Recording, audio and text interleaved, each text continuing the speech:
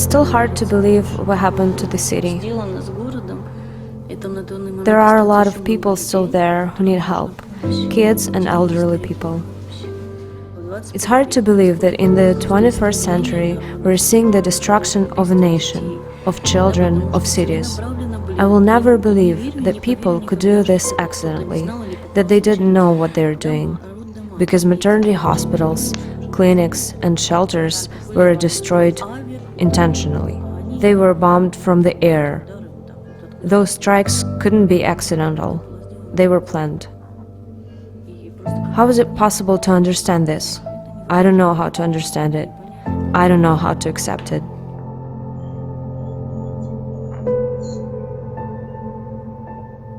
Давай мы развернемся. Так, Санечка, как ты кривляешься.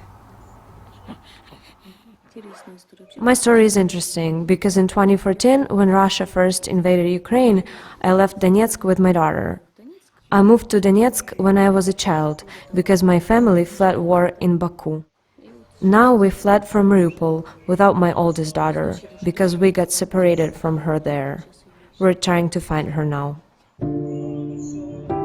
On February 24th, we woke up to the sound of bombing because Russia started attacking our side of the city.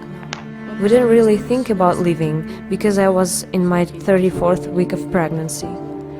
We thought that this is 21st century and the conflict will be solved in a couple of days. Then our friends in Zaporizhzhia said, "Come to us," but we said no because I was about to have our baby. We live in-house and my husband had prepared a room for us in our basement, so we started going down there when there were intense attacks. We don't have a car, so on March 3rd my husband found a neighbor with a car to take me to the hospital. By the time I got there, the hospital had already been hit, so there was no electricity or running water there. I went into labor on March 3rd, and on March 4th my son was born. He was born prematurely. When I was in labor, the hospital was being attacked, but the doctors and nurses kept working. Like I already said, the hospital didn't have water or electricity, but they were basically out of the medical supplies they needed as well. Volunteers would bring what they had, and the doctors and nurses didn't leave the hospital. They just lived there. There were a lot of pregnant women there, around 20 who were about to give birth, and around 20 with newborn babies.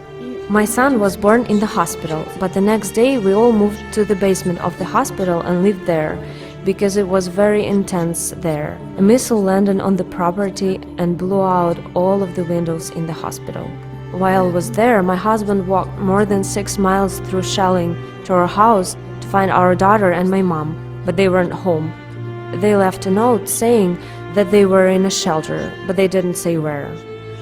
On March 8th, we left the hospital and hid in a shelter under a church for a while.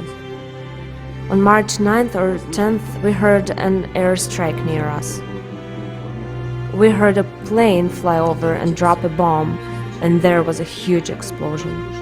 It was the most terrifying scene. I saw the main entrance of the maternity hospital was totally destroyed, and I saw an incubator like they use for premature babies lying there. Usually there were a lot of cars on the property. Husbands of some of the women at the hospital had organized a little camp there to provide wood for fires and water for the hospital. I've never seen anything like it before in my life, but after the explosion, it looked like the tops of the trees had been cut off and the cars had been totally smashed. We didn't have cell service, so we didn't know about green corridors or the chance to evacuate. So on March 17th, we decided to take a risk and try to leave the city. We asked some people from the church to take us with them. We were in different cars, but the only thing that was important to us was the chance to leave. On our way out of the city, there was still shelling, even though our caravan was trying to evacuate. A lot of cars on the road were on fire. Even though the situation was really hard, the thing that really impressed me was that people in the towns along the way came out to the road with food and water and banners offering a place to stay or at least take a shower. A lot of them came to our car and said, "Please take some food, you have a baby." Those people knew that our caravan had come from Mariupol, where people were hungry and thirsty. So even though they knew that checkpoints were closed, where Russian soldiers were standing with big guns, they still came and offered us food and water. It was very touching. I saw it and cried. It seems like the other side of the evil we saw. It was black and white. On one hand, there is evil, and on the other hand, there's this thing that might seem insignificant, but is actually real goodness.